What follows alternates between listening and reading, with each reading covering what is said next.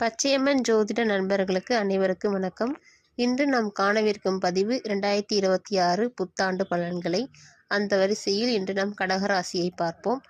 இந்த கடகராசிக்கு பார்த்தீங்கன்னா 1ஆம் இடம், 5ஆம் இடம், 9ஆம் இடம் ரொம்ப சிறப்பாக இருக்குது. அது இந்த 3 இருந்தாவே போதும், எந்த கோட்டையையும் பிடிச்சிடலாம், எந்த பிரச்சனையும் சமாளிக்கக்கூடிய சக்தி தானாகவே கிடைக்கும்.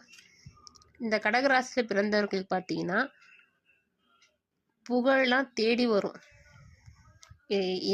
அது அந்த இவங்களே யோசிப்பாங்க, எதுக்கு நமக்கு இதெல்லாம் கிடைக்குது, என்ன திடீர்னு இந்த மரியாதை கிடைக்குதுன்ற மாதிரி இவங்களே யோசிப்பாங்க.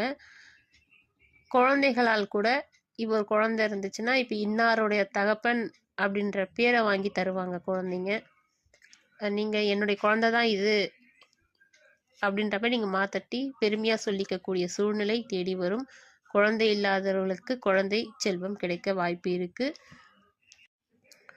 அதே மாதிரி தந்தையோட பேரை நீங்கள் நிலைநாட்டுவீங்க. தந்தைக்கு எந்த ஒரு கெட்ட பேரையும் வாங்கி தராமல் அவரும் அதே மாதிரி என்னுடைய பையன்தான் அப்படின்ற மாதிரி பெருமையாக சொல்லிக்கக்கூடிய விஷயம் உங்களுக்கு கிடைக்க வாய்ப்பு இருக்குது. 1, 5, 9 ரொம்ப சிறப்பாக இருக்குது. இது கடக ராசியாக இருந்தாலும் சரி, கடக லக்னமாக இருந்தாலும் சரி, இந்த பலன் பொருந்தும். நீங்கள் கோவிலுக்கெல்லாம் போனீங்கன்னா பரிவட்டம் அதை மாதிரி கட்ட வாய்ப்பு நிறையவே தேடி வரும். நீங்களே எதிர்பார்க்க மாட்டீங்க.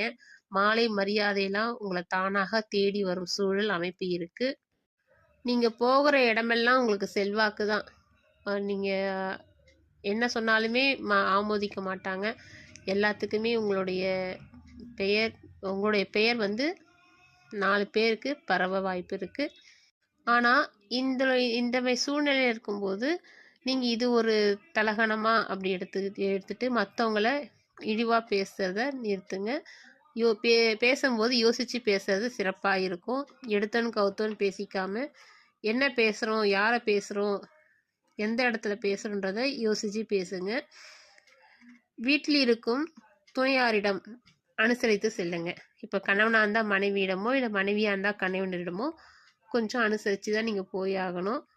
நம்ம வெளியே இருக்கிற மாதிரி ரஃப் அண்ட் டஃப்லாம் வீட்டில் துணையிடம் நீங்கள் அது மாதிரி இருக்காதீங்க. உடலில் உங்களுக்கு ஏதாவது பிரச்சனை வந்துச்சுன்னா உடனே டாக்டரை நீங்கள் அணுகுங்க. சும்மா டேப்லெட் போட்டு சரி பண்ணிக்கலாம், நாளைக்கு பார்த்துக்கலாம், இது சின்ன விஷயந்தான் அப்படின்னு இருக்காதீங்க. முக்கியமாக சுகர் இருக்கிறவங்க உடம்ப கண்டிப்பாக நீங்கள் ஒரு சின்ன அடிப்பட்டாலும் பாருங்கள். சுகர் அடிக்கடி செக் பண்ணுங்கள். எந்த ஒரு பிரச்சனையாக இருந்தாலும் உடனே மெடிக்கல் ஷாப்புக்கு போகாமல் டாக்டரை அணுகி